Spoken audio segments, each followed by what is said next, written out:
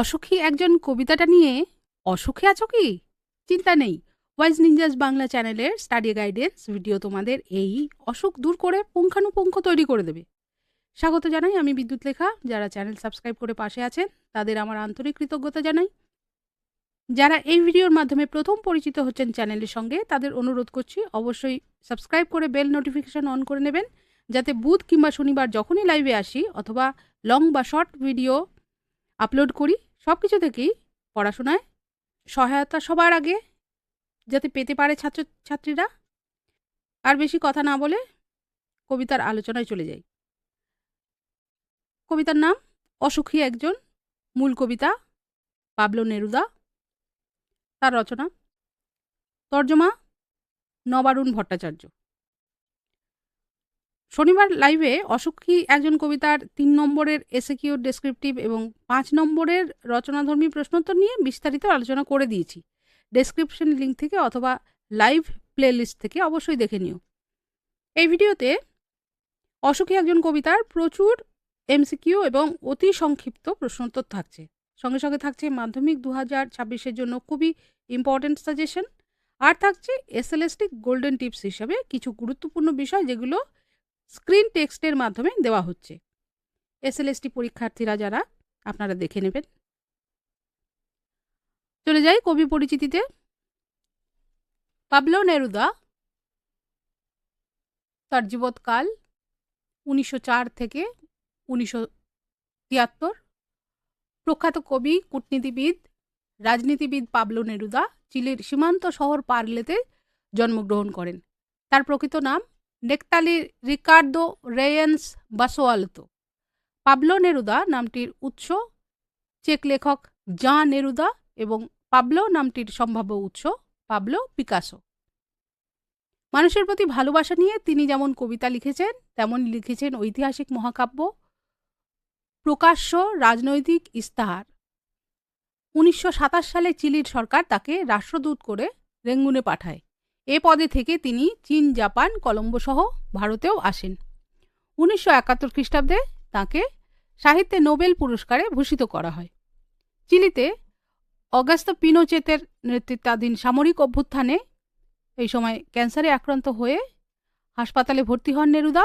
3 দিন পরেই হৃদরোগে আক্রান্ত হয়ে তিনি পরলোক গমন করেন। তার রচিত গ্রন্থগুলির মধ্যে রয়েছে 20টা প্রেমের কবিতা এবং একটি হতাশার গান, এ পৃথিবীর আবাসভূমি, প্রাণের স্পেন, বিশ্বসঙ্গীত, চিলির পাথর,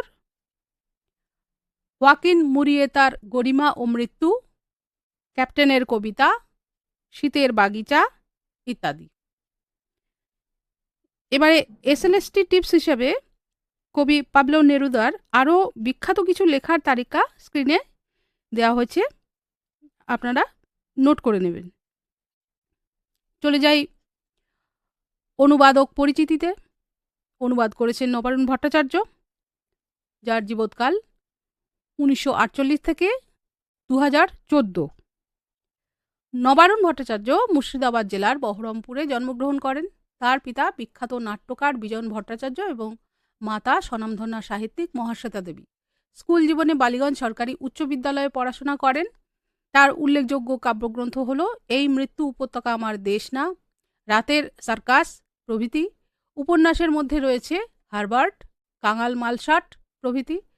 তার প্রথম প্রকাশিত গল্প ভাসান, যেটি প্রকাশিত হয়েছিল 1968 সালে।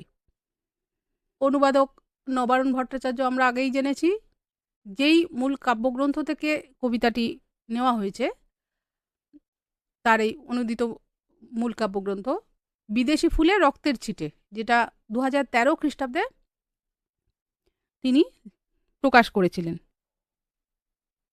এখানে এসএলএসটি টিপস হিসেবে কবি অনুবাদক নবারুণ ভট্টাচার্যের আরও বিখ্যাত কিছু লেখার তালিকা স্ক্রিনে দেওয়া হলো। এসএলএসটি পরীক্ষার্থী যারা, আপনারা নোট করে নেবেন। এবার কবিতার বিষয়বস্তু দেখে নিই। বিশ্বখ্যাত কবি পাবলো নেরুদার রচিত অসুখী একজন কবিতাটি আত্মকথনের আদলে রচিত। কথকের জবানিতে কবিতাটি শুরু হয়। প্রিয় মেয়েটিকে দুয়ারে অপেক্ষায় রেখে বহুদূরে চলে যায় সে। প্রিয় কথক ফিরে আসবে এই সরল বিশ্বাসে অপেক্ষায় প্রহর গুনতে থাকে। সে জানত না যে তার প্রিয় কথক আর কখনো ফিরে আসবে না। সময় বহমান, তাই সপ্তাহ, মাস, বছর কেটে যায়, কথক আর ফিরে আসেন না। সময়ের সঙ্গে সঙ্গে ফিকে হয়ে আসে কথকের স্মৃতি, কথকের পায়ের চিহ্ন বৃষ্টিতে ধুয়ে যায়, রাস্তায় ঘাস জন্মায়, অপেক্ষমান মেয়েটির মাথায় পাথরের মতো একটির পর একটি বছর নেমে আসে। তারপর আসে বীভৎস এক প্রাণঘাতী যুদ্ধ, রক্তের এক আগ্নেয় পাহাড়ের মতো যুদ্ধ, যার নিষ্ঠুরতা থেকে বাদ যায় না শিশুরাও। সমস্ত স্মৃতি মুছে গেলেও বেঁচে থাকে কবির সেই প্রিয়তমা মেয়েটি, কারণ প্রেম শাশ্বত, তার মৃত্যু নেই। চিরন্তন প্রেম মানুষকে মরতে মরতে বাঁচতে শেখায়। যুদ্ধের আগুন চারিদিকে ছড়িয়ে পড়লে বাদ যায় না দেবালয়ও। শান্ত হলুদ ধ্যানমগ্ন দেবতারা টুকরো টুকরো হয়ে ভেঙে পড়ে মন্দির থেকে। এই দুঃসময়ে দেবতারা মানুষকে বাঁচাতে ও স্বপ্ন দেখাতে ব্যর্থ হন। যুদ্ধের রোষানলে কবির ফেলে আসা মিষ্টি বাড়ি, বারান্দা, ঝুলন্ত বিছানা, চিমনি, জলতরঙ্গ সব ধ্বংস হয়ে যায়। ধ্বংসের তীব্রতাকে আরও স্পষ্ট করে রক্তের কালো দাগ। আর এই ধ্বংসের মধ্যে জেগে থাকে মৃত্যুহীন ভালোবাসা, যে ভালোবাসা নিয়ে কবি তথা কথকের জন্য সেই প্রিয় মেয়েটি অপেক্ষা করতে থাকে। এবার চলে আসি এমসিকিউতে।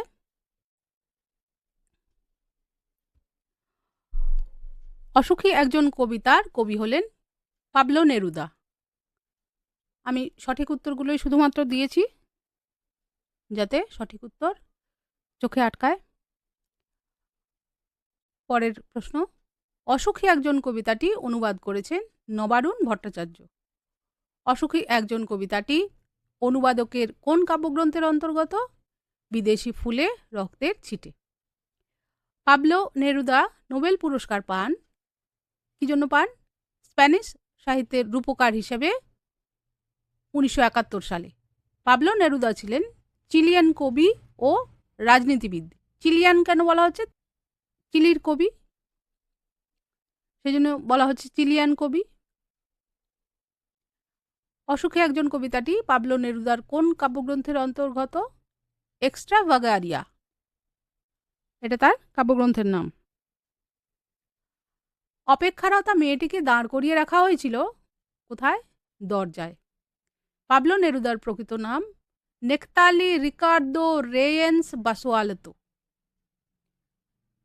সে জানতো না সে হলো কবিতার কথকের প্রিয়জন একটি মেয়ে। অসুখী একজন কবিতায় কোন জন্তুর চলে যাওয়ার কথা উল্লেখ আছে? কুকুর। সে জানতো না, সে কি জানতো না? সে জানতো না যে কথক আর ফিরে আসবেন না। অসুখী একজন কবিতায় কবি কয়টি সপ্তাহ কেটে যাওয়ার কথা বলেছেন? একটি। অসুখী একজন কবিতায় কে হেঁটে চলে গেল? গির্জার একজন নান। অসুখী একজন কবিতায় কবি পরিত্যক্ত রাস্তায় কি জন্মানোর কথা বলেছেন? ঘাস। অসুখী একজন কবিতায় একটার পর একটা বছর কিভাবে নেমে এলো বলে কবি মনে করেছেন? পাথরের মতো। বৃষ্টি কি ধুয়ে দিয়েছিল? কথকের পায়ের দাগ। তারপর যুদ্ধ এলো। যুদ্ধ এলো কথাটির অর্থ কি? যুদ্ধ এলো কথাটির অর্থ যুদ্ধ হবে এমন। তারপর যুদ্ধ এলো কিসের মতো? রক্তের এক আগ্নেয় পাহাড়ের মতো। রক্তের এক শূন্যস্থান মতো, ওখানে বসবে আগ্নেয় পাহাড়ের। শূন্যস্থানে শব্দটা বসবে আগ্নেয় পাহাড়ের। রক্তের এক আগ্নেয় পাহাড়ের মতো। শিশুরা আর বাড়িরা কি হলো? খুন হলো। অসুখী একজন কবিতায় সব ধ্বংস হলেও অপেক্ষমান মেয়েটির কি হলো না? মৃত্যু হলো না। অসুখী একজন কবিতায় কিসে সমস্ত সমতল ধ্বংস হলো? আগুনে। অসুখী একজন কবিতায় দেবতাদের চেহারা কেমন ছিল? শান্ত হলুদ। অসুখী একজন কবিতায় শান্ত হলুদ দেবতারা কত বছর ধ্যানে ডুবেছিল? 1000 বছর। শান্ত হলুদ দেবতারা কিভাবে মন্দির থেকে উল্টে পড়ল? টুকরো টুকরো হয়ে। তারা আর স্বপ্ন দেখতে পারল না। কারা স্বপ্ন দেখতে পারল না? দেবতারা। কবিতায় কথক যে মিষ্টি বাড়ির বারান্দায় বিছানায় ঘুমিয়েছিল সেটি ছিল ঝুলন্ত। কবিতায় বারান্দার ঝুলন্ত বিছানার ধারের গাছটি ছিল গোলাপি। ছড়ানো করতলের মতো যে জিনিসটি ছিল সেটি হলো পাতা। সেই মিষ্টি বাড়ির জলতরঙ্গটি কোন সময়ের? প্রাচীনকালের। সব শূন্যস্থান হয়ে গেল, জ্বলে গেল আগুনে। এই শূন্যস্থানে কি শব্দ বসবে? চূর্ণ। সব চূর্ণ হয়ে গেল, জ্বলে গেল আগুনে। কবিতায় যেখানে শহর ছিল সেখানে ছড়িয়ে রইল কি? ছড়িয়ে রইল কাঠকয়লা, দোমড়ানো লোহা, মৃত, তারপর শূন্যস্থান, মূর্তির বিভৎস মাথা। শূন্যস্থানে কি শব্দ বসবে? পাথরের। দোমড়ানো লোহা, মৃত পাথরের মূর্তির বিভৎস মাথা। এই হচ্ছে পংক্তিটা। কবিতায় শহর ধ্বংসের সাথে সাথে রক্তের রং হয়ে গিয়েছিল কেমন? কালো। অসুখী একজন কবিতায় মেয়েটি কার জন্য অপেক্ষারতা ছিল? কবিতার কথকের জন্য। এসএলএসটি টিপস হিসেবে অসুখী একজন কবিতাটির রসবিচার, কবিতার প্রেক্ষাপট সম্পর্কে স্ক্রিনে দেওয়া হলো, নোট করে নেবেন।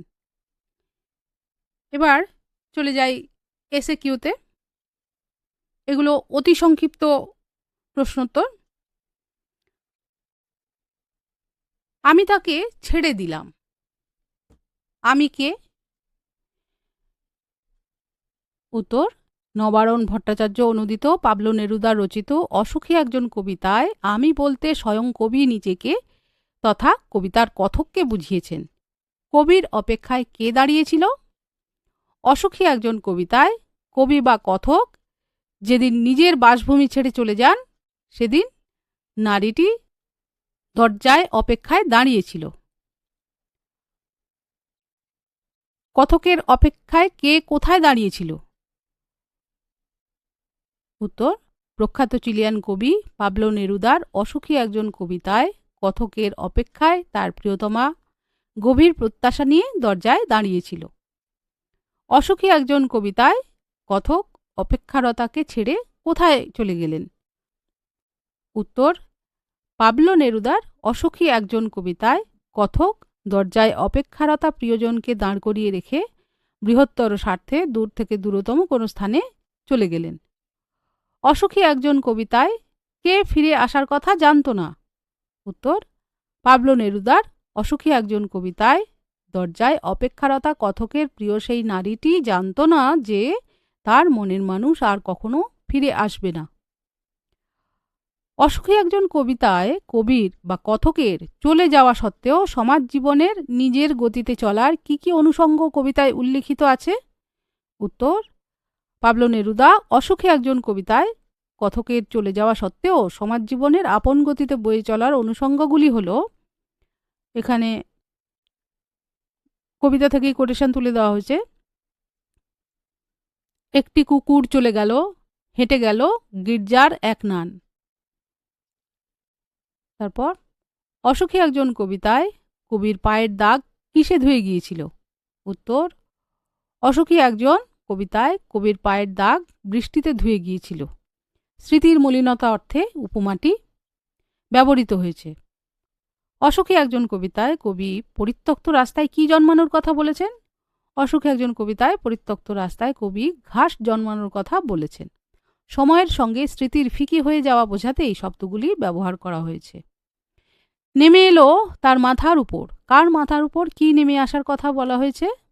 উত্তর, পাবলো নেরুদার অসুখী একজন কবিতায় কথকের জন্য অপেক্ষা করতে থাকা তার প্রিয়তমার মাথার ওপর পাথরের মতো ভারী একটার পর একটা বছর নেমে এলো। অসুখী একজন কবিতায় কবি পাথরের মতো বলতে কি বোঝাতে চেয়েছেন? উত্তর, পাবলো নেরুদা তার অসুখী একজন কবিতায় কথকের জন্য তার প্রিয় মেয়েটির অন্তহীন অপেক্ষা আর দুঃসহ বেদনাকে পাথরের গুরুভারের সঙ্গে তুলনা করেছেন। তারপর যুদ্ধ এলো। কোন কবিতার লাইন? যুদ্ধ এলো এর অর্থ কি? তারপর যুদ্ধ এলো, এটি অসুখে একজন কবিতার পংক্তি। এখানে যুদ্ধ এলো বলতে বোঝানো হয়েছে কথকের দেশে যুদ্ধ শুরু হলো, আর মানুষ, শহর ও জনপদ সব জ্বলে পুড়ে ছারখার হয়ে গেল। অসুখী একজন কবিতায় যুদ্ধের ছবিটি কিভাবে ফুটে উঠেছে? অসুখী একজন কবিতায় কবির ভাষায় যুদ্ধ এসেছে রক্তের এক আগ্নেয় পাহাড়ের মতো, অর্থাৎ ফুটে উঠেছে ধ্বংস ও মৃত্যুর রক্তাক্ত ভয়াবহতার ছবি। অসুখী একজন কবিতায় উল্লিখিত যুদ্ধে অপেক্ষাতুরা মেয়েটির কি হলো? উত্তর: অসুখী একজন কবিতায় উল্লিখিত ভয়াবহ যুদ্ধের বিধ্বংসী মত্ততা অতিক্রম করে শুধু আশ্চর্যজনকভাবে বেঁচে রইল সেই অপেক্ষাতুরা মেয়েটি। অসুখী একজন কবিতায় যুদ্ধে সমতলের কি অবস্থা হয়েছিল? অসুখী একজন কবিতায় যুদ্ধের ধ্বংসাত্মক ছায়া সমস্ত সমতলে আগুনের লেলিহান শিখার মতো ছড়িয়ে পড়ে সব কিছুকে জ্বালিয়ে পুড়িয়ে ছারখার করল। অসুখী একজন কবিতায় কবি দেবতাদের চেহারার সম্পর্কে কি বর্ণনা দিয়েছেন? অসুখী একজন কবিতায় কবি শান্ত হলুদ দেবতাদের চেহারার ছবি এঁকেছেন। এখানে শান্ত হলুদ শব্দবন্ধটি যেন নিষ্ক্রিয় প্রাচীনতার ইঙ্গিত বহন করে আনে। অসুখী একজন কবিতায় দেবতারা 1000 বছর ধরে কি করেছিল বলে উল্লেখ পাওয়া যায়? অসুখী একজন কবিতায় শান্ত হলুদ দেবতারা 1000 বছর ধরে ধ্যানে ডুবেছিল বলে কবি উল্লেখ করেছেন, যা দেবত্বের নির্বিকার নিষ্ক্রিয় রূপটিকেই ফুটিয়ে তুলেছে। অসুখী একজন কবিতায় দেবতারা কোথা থেকে টুকরো টুকরো হয়ে উল্টে পড়েছিল? অসুখী একজন কবিতায় যুদ্ধের অভিঘাতে 1000 বছর ধরে ধ্যানে ডুবে থাকা দেবতারা মন্দির থেকে টুকরো টুকরো হয়ে উল্টে পড়েছিল। তারা আর স্বপ্ন দেখতে পারল না। তারা বলতে কাদের কথা বলা হয়েছে? অসুখী একজন কবিতা থেকে গৃহীত তারা আর স্বপ্ন দেখতে পারল না পংক্তিতে তারা বলতে শান্ত হলুদ দেবতাদের কথা বলা হয়েছে। অসুখী একজন কবিতায় কবির বাড়িটি কেমন ছিল? অসুখী একজন কবিতায় কবির বাড়িটি ছিল মধুর স্মৃতি ও স্বপ্ন বিজড়িত, অর্থাৎ বাড়িটি সম্পর্কে এখানে শৈশব কৈশোরের আকর্ষণজনিত আবেগ ও আবেশ প্রকাশিত হয়েছে। অসুখী একজন কবিতায় কবির ঝুলন্ত বিছানাটি কোথায় অবস্থিত ছিল বা টাঙানো ছিল, এরকম যেভাবে আসবে প্রশ্ন। অসুখী একজন কবিতায় কবির মধুর স্মৃতি বিজড়িত মিষ্টি বাড়িতে ঝুলন্ত বিছানাটি বারান্দায় অবস্থিত ছিল। অসুখী একজন কবিতায় কবির স্বপ্ন বিজড়িত বাড়ির পরিবেশটি কেমন ছিল? অসুখী একজন কবিতায় কবির স্মৃতি বিজড়িত বাড়িটিতে গোলাপি গাছ, ছড়ানো করতলের মতো পাতা, চিমনি ও প্রাচীন জলতরঙ্গ যেন এক সাবেকি ইমারতের স্নিগ্ধ পূর্ণতাকে ফুটিয়ে তোলে। অসুখী একজন কবিতায় যুদ্ধে কবির বাড়ির অবস্থা কি হয়েছিল? অসুখী একজন কবিতায় যুদ্ধে কবির স্বপ্ন ও স্মৃতি বিজড়িত বাড়িটি ভেঙে গুড়িয়ে আগুনে পুড়ে ছারখার হয়ে গিয়েছিল। অসুখী একজন কবিতায় কবির বাড়িটি ছাড়াও আর কি ধ্বংসের উল্লেখ পাওয়া যায়? অসুখী একজন কবিতায় কবির বাড়িটি ছাড়াও সম্পূর্ণ শহরটি ধ্বংসের উল্লেখ পাওয়া যায়। অসুখী একজন কবিতায় যেখানে শহর ছিল সেখানে যুদ্ধের ফলে কি কি ছড়িয়ে রইল? অসুখী একজন কবিতায় যেখানে শহর ছিল সেখানে যুদ্ধের পর ছড়িয়ে রইল কাঠকয়লা, দোমড়ানো লোহা, মৃত পাথরের মূর্তির বিভৎস মাথা আর পোড়া শুকনো রক্তের কালো দাগ। অসুখী একজন কবিতায় রক্তের দাগকে কালো বলা হয়েছে কেন? অসুখী একজন কবিতায় বিপর্যয় ও ধ্বংসের বিকৃত রূপ, বহু ক্ষয়ক্ষতি ও মৃত্যু বোঝাতে কবি এই চিত্রকল্পের প্রয়োগ ঘটিয়েছেন। যুদ্ধের বিভৎসতায় যেন রক্ত তার স্বাভাবিক রূপ হারিয়েছে। আর সেই মেয়েটি আমার অপেক্ষায়। আর শব্দটি ব্যবহারের কারণ কি? পাবলো নেরুদার অসুখী একজন কবিতায় যুদ্ধ, দাঙ্গা, হিংসার আগুন পেরিয়ে কথকের প্রিয়তমার ভালোবাসা ও চিরন্তন অপেক্ষাকে বোঝাতেই শেষ পংক্তিতে আর শব্দটির ব্যবহার হয়েছে। রক্তের কালো দাগ। কোথায় রক্তের কালো দাগ দেখা গিয়েছিল? যুদ্ধের ফলে ধ্বংসপ্রাপ্ত শহরে কাঠকয়লা, দোমড়ানো লোহা, মৃত পাথরের মূর্তির বিভৎস মাথার সঙ্গে রক্তের কালো দাগ দেখা গিয়েছিল। সমস্ত সমতলে ধরে গেল আগুন। কেন এমন হয়েছিল? অসুখী একজন কবিতা অনুসারে আগ্নেয় পাহাড়ের মতো ভয়াবহ যুদ্ধ আসার ফলে সমস্ত সমতলে আগুন ধরে গিয়েছিল। বৃষ্টিতে ধুয়ে দিল আমার পায়ের দাগ। পায়ের দাগ ধুয়ে দেওয়া বলতে কি বোঝো? চিলিয়ান কবি পাবলো নেরুদার অসুখী একজন কবিতায় বৃষ্টিতে পায়ের দাগ ধুয়ে যাওয়া বলতে নিজের বাসভূমিতে কতকের স্মৃতি ক্রমশ ফিকে ও মলিন হয়ে আসার কথা বলা হয়েছে। সব চূর্ণ হয়ে গেল। কি কি চূর্ণ হয়ে গেল?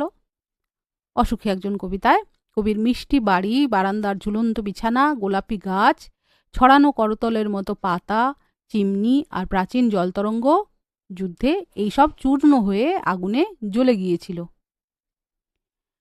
সেখানে ছড়িয়ে রইল, কি ছড়িয়ে রইল?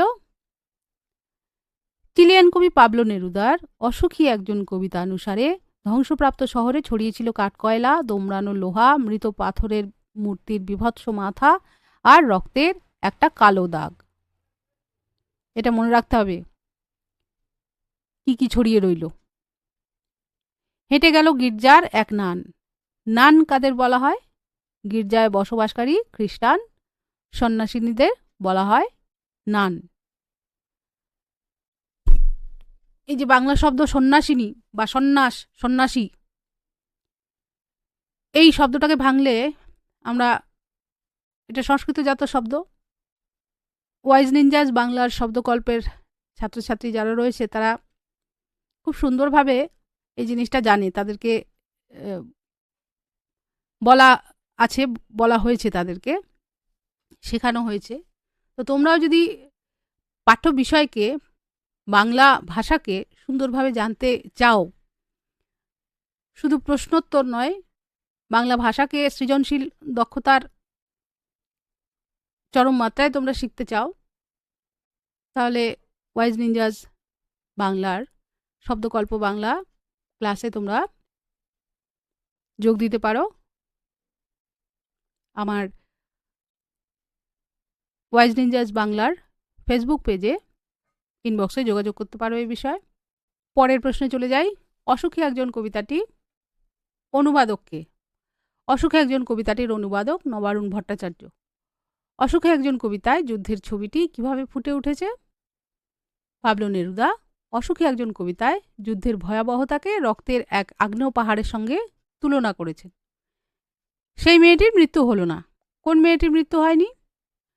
কবি পাবলো নেরুদার অসুখী একজন কবিতায় কবির তথা কথকের জন্য তার বাসভূমিতে অপেক্ষারতা মেয়েটির ভয়াবহ যুদ্ধেও মৃত্যু হলো না।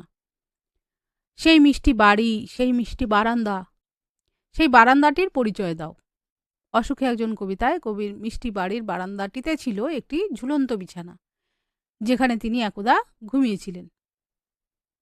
সব চূর্ণ হয়ে গেল। কি কারণে সব চূর্ণ হয়ে গেল? অথবা এই প্রশ্নটা এভাবেও আসতে পারে, তারপর যুদ্ধ এলো, যুদ্ধ আসার ফল কি হয়েছিল? উত্তরটা একই রকম হবে, তাই দুটো প্রশ্ন একই জায়গায় দেওয়া হয়েছে। অসুখী একজন কবিতায় যুদ্ধের কারণে কবির মিষ্টি বাড়ি, বারান্দার ঝুলন্ত বিছানা, গোলাপি গাছ, ছড়ানো করতলের মতো পাতা, চিমনি আর প্রাচীন জলতরঙ্গ এইসব নির্মমভাবে চূর্ণ হয়ে আগুনে জ্বলে গিয়েছিল। তারপর যুদ্ধ এলো। যুদ্ধ এলো কিসের মতো? কবি পাবলো নেরুদার অসুখী একজন কবিতা অনুসারে রক্তের এক আগ্নেয় পাহাড়ের মতো যুদ্ধ এসেছিল। অর্থাৎ এখানে যাবতীয় ধ্বংস ও বিনাশের প্রতীক হয়ে ওঠে রক্তক্ষয়ী যুদ্ধ। অসুখী একজন কবিতায় কবি অপেক্ষারতাকে ছেড়ে কোথায় চলে গেলেন? অসুখী একজন কবিতায় কবি অপেক্ষারতাকে ছেড়ে চিরদিনের জন্য বহুদূরের কোনো এক অজ্ঞাত স্থানে চলে গেলেন। সেই মেয়েটির মৃত্যু হলো না। কেন মেয়েটির মৃত্যু হলো না? অসুখী একজন কবিতায় যুদ্ধ, মৃত্যু ও হিংসা যেন মেয়েটিকে স্পর্শ করতে পারে না। কারণ ভালোবাসা অবিনাশী, তাই সে নিজস্ব ধারায় সময়ের সীমা অতিক্রম করলেও অমলিন থাকে। এবারে ভেরি ভেরি ইম্পর্টেন্ট এসকিউ, এগুলো অবশ্যই মুখস্থ করে রাখবে। সেই মেয়েটির মৃত্যু হলো না। কোন মেয়েটির মৃত্যু হলো না? কোন মেয়েটির কেন মৃত্যু হলো না? অথবা শিশু আর বাড়িরা খুন হলো, সেই মেয়েটির মৃত্যু হলো না। শিশু আর বাড়িরা খুন হলো কেন? মেয়েটিকে, তার মৃত্যু না হওয়ার কারণ কি? উত্তর এইভাবে হবে, পাবলো নেরুদার অসুখী একজন কবিতার কথকের জন্য অপেক্ষারতা যে মেয়েটির উল্লেখ পাওয়া যায় তার কথা বলা হয়েছে। মেয়েটি জানতো না যে তার প্রিয় কথক আর ফিরে আসবে না।